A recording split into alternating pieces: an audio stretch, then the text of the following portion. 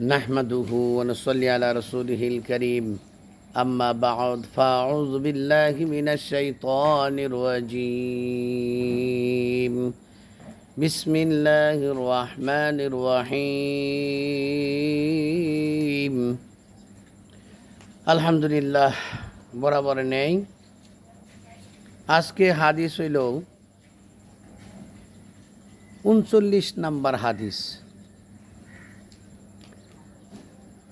আল খামরু জাম্মাউল ইসমি, মদ পান সমস্ত গুনাহের উৎসব। সমস্ত গুনাহের উৎসব হইল যারা মদ পান করে তারা গুনাহের মধ্যে লিপ্ত থাকে। এই জন্য আল্লাহ পাক রব্বুল আলামিন আমাদেরকে যারা মদ খায় ওদেরকে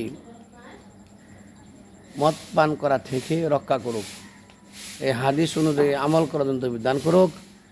আল্লাহ পাক রব্বুল আলামিন সকলকে হেদায়েত নসিব করুক, সকলকে আল্লাহ পাক রব্বুল আলামিন জাযা দান করুক। আমিন। আসসালামু আলাইকুম ওয়া রাহমাতুল্লাহি ওয়া বারাকাতুহু।